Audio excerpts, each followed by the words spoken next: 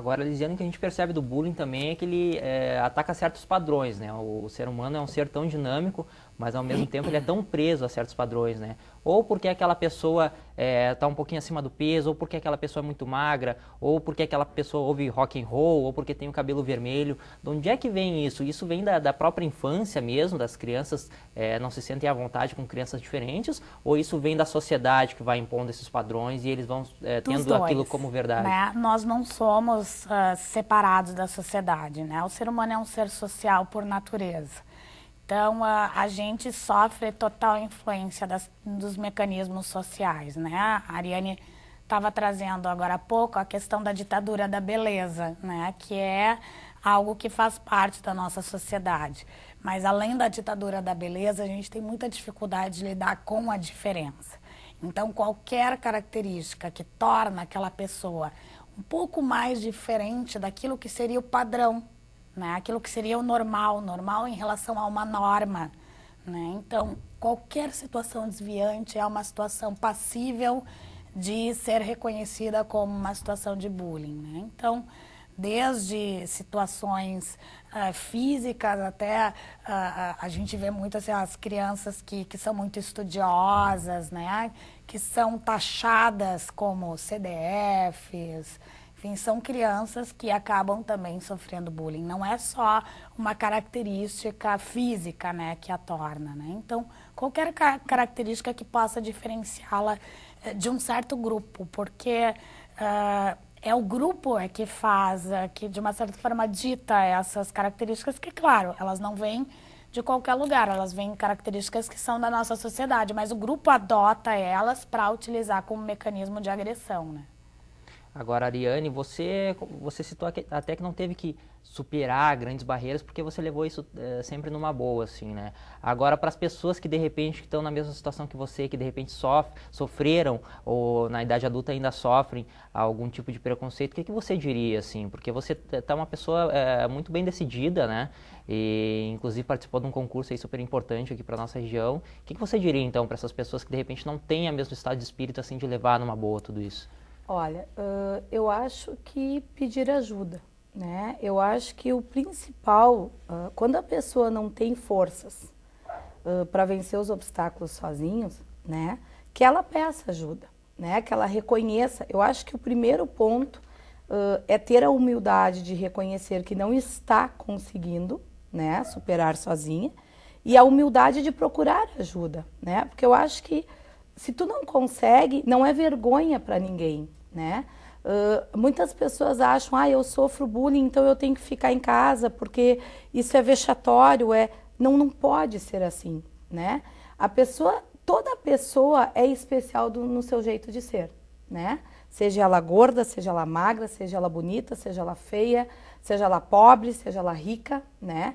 E ela tem o direito de estar na sociedade e fazer parte do contexto da sociedade, né? Então, no momento que ela não viabiliza essas condições, né, que ela se torna... porque o que acontece? O bullying, às vezes, chega a um ponto que a pessoa própria resolve sair de cena, né? É mais fácil para ela ficar em casa, é mais fácil para ela não ter que enfrentar o problema, né? Como a Lisiane colocou, a criança que não quer ir na escola, ou a própria pessoa que... Agora, durante esse concurso, quantas pessoas olharam para mim e disseram: desde que tu ganhou o concurso, que está saindo na TV e que a gente está te vendo bastante, porque deu uma repercussão muito grande, as pessoas dizem para mim: eu não uso mais só camisetão e calça de brim e tênis, eu estou usando vestido curto, eu estou usando blusa degotada. Então, essa situação, a pessoa própria, ela acaba, ela mesma, criando um bullying para ela própria, né? A sociedade impõe ao sofrimento, aquele círculo ali de pessoas que impõem essa limitação a ela e ela acaba se limitando. Então, no momento que a pessoa sentir que está passando por uma situação dessas, procure ajuda, né? Procure um psicólogo, procure um terapeuta, se é numa escola, procure um orientador, né? Converse com um professor. Então, eu acho que isso é primordial, né? A pessoa tem que se sentir bem, né? E o conselho que eu dou sempre, e agora, inclusive, a gente está fazendo um trabalho aí nas escolas, muito porque as crianças pequenas agora é muito engraçado. A gente tem uma festa agora, a Festa das Rosas lá em Sapiranga, e eles preferem ter a Miss Gordinha como jurada do que ter a rainha da festa. Então é muito engraçado, não é por mal, mas por que as crianças pedem? Porque é uma coisa diferente, né? Então, muito claro que as crianças almejam ser rainha, né? A gente tem toda uma tradição dessa festa, né? Então elas almejam a rainha. Mas eu vejo que quando tem aquelas meninas gordinhas, elas vêm para o meu lado. Porque elas estão, de certa forma, se vendo daqui uns anos, né? Não que eu esteja fazendo apologia à gordura ou obesidade, não é essa a questão, né? Mas é importante dizer isso. Há aquela pessoa que é gordinha por opção. Eu me enquadro nessas pessoas, né? Eu sempre fui. E há aquela gordinha que não consegue emagrecer, né? Então, há essa uma atenção especial para que ela se aceite como é. Né? Que ela se olhe no espelho e que ela não sinta o volume a mais que ela tem como algo feio ou algo prejudicial a ela, né? Então, eu acho que essas questões são importantes, que a pessoa, em primeiro lugar, já numa fase adulta, eu estou falando, se aceite, né? E que a criança... Olha, nós vimos uma questão de bullying naquela novela, onde a menina era gordinha e a mãe dizia, né, todos os momentos que a criança era gordinha, que ela só comia. Então, se há essa situação com uma criança, apoia a sua filha, né, ou seu filho. Dê elementos que, se ele quiser realmente emagrecer e se tiver essa vontade, dê condições para ele. Mas se não houver essa vontade, respeite a vontade dele, né? Apoie de certa forma. É claro que eu também agora, na condição de Miss Plus Size, eu tenho uma responsabilidade muito grande, né?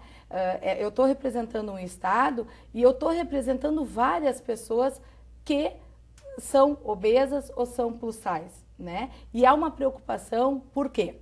Porque é aquela gordinha que se cuida, né? Aquela gordinha que faz exames periódicos, aquela gordinha que faz academia, que faz massagem. Eu faço academia, eu faço massagem. Claro, cuidado à alimentação. É claro que se a gente é gordinha, porque a gente não come tudo certo. Já começa por aí, né? Mas eu tenho essa questão comigo, então eu acho que é interessante. Mas para a pessoa se cuidar, essa pessoa tem que se gostar, né? Então isso é uma bandeira que eu estou levantando realmente, né? Seja plus size, né? Seja feliz, mas seja saudável, né? Porque há essa necessidade, né? Então, essa questão, se realmente a pessoa sofre um bullying, ou se a criança, é o que a Lisiane estava comentando, é primordial que a família esteja atenta, né? E de alguma maneira tente confortar essa criança e tente dar para ela dentro de casa o que ela não está tendo na escola ou em algum outro lugar, né? E em fase adulta, o que eu teria para dizer é isso. Em primeiro lugar, se aceite, né? Se ame, se imponha, né? E diga, eu sou assim, eu gosto de mim assim, e me respeitem, né? Porque eu não preciso fazer com que as pessoas gostem de mim, gorda ou não, né? Mas eu preciso, e é um direito que eu tenho, né? Assim como eu respeito a outra pessoa, ela tem que me respeitar também. Né? Então, essa questão de exigir esse respeito, eu tenho o direito de ser respeitada, né? Se não concorda, e é aquela situação, não é um fato de apologia, agora todo mundo vai ser gordo, não é isso, né? Mas é realmente aquela situação de que se a pessoa se gosta, se a pessoa se sente bem assim, vai viver assim, né? Eu acho que isso é o principal, realmente. Lisiane, me parece que o caminho é mais ou menos por aí mesmo, né? Procurar se ajudar, procurar ter ciência daquilo que está afetando e procurar ajuda, né? Agora, que tipo de ajuda essa pessoa tem que procurar? E se essa pessoa ainda é uma criança, enfim, não tem ciência daquilo que está se passando com ela, se eu sou pai, se eu sou familiar, como é que eu percebo que essa criança está sofrendo bullying? Se ela não tem, enfim, essa atitude de chegar e falar, como é que se percebe isso? Se percebe justamente por esses sinais que a criança vai dando, né? Porque, em geral, o bullying acontece na escola. Ele acontece quando há uma reunião de crianças, né? Então, de crianças, enfim, adolescentes, porque o bullying, ele acontece entre pares, né? Então, tem que ser criança a criança, adolescente a adolescente, né? é errado a gente dizer que o professor fez um bullying no aluno, ou que o aluno fez um bullying com o professor, né?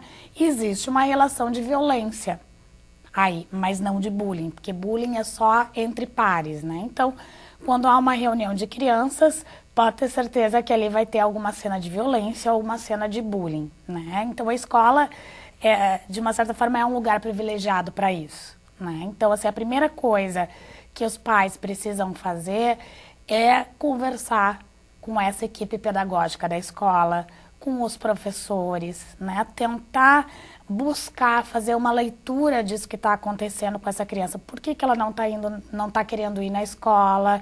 Por que ela está com problema de aprendizagem? O que está acontecendo que ela está sem amigos? Né? Então, assim, buscar entender isso na sua complexidade, né? Sem tentar achar culpados na situação, né? Entender a situação como uma situação muito complexa, porque ela é, né? E buscar entender a complexidade da situação. Tem casos que sim, tem casos que é necessária a entrada de um psicólogo, porque muitas vezes isso que a Ariane coloca assim como uma força de se impor, muitas vezes a criança não tem essa força, né? Ela não consegue dar um basta nesse agressor, ela não consegue barrar esse agressor, né? E o agressor, quando não barrado, mais ele se empodera e mais ele vai invadindo o espaço da vítima, né? Então, porque o bullying ele acontece repetidamente, né? Não é só uma cena isolada, né? Ele vai acontecendo várias vezes porque, na verdade, esse agressor ele precisa ter esse reconhecimento, né, dos seus pares, então ele vai fazendo isso com várias vítimas, né? Então, é importante, então, que muitas vezes, né, retomando, essa criança tenha esse espaço junto à psicologia, seja ela a psicologia na escola, né, que essa psicologia possa dar uma atenção, uma escuta, seja do ponto de vista da clínica também, né, que essa criança possa construir recursos de se defender. Porque isso, se ela não está conseguindo se defender com relação a esse agressor, ela não vai conseguir se defender a uma série de coisas na vida dela. Não é só isoladamente com esse agressor.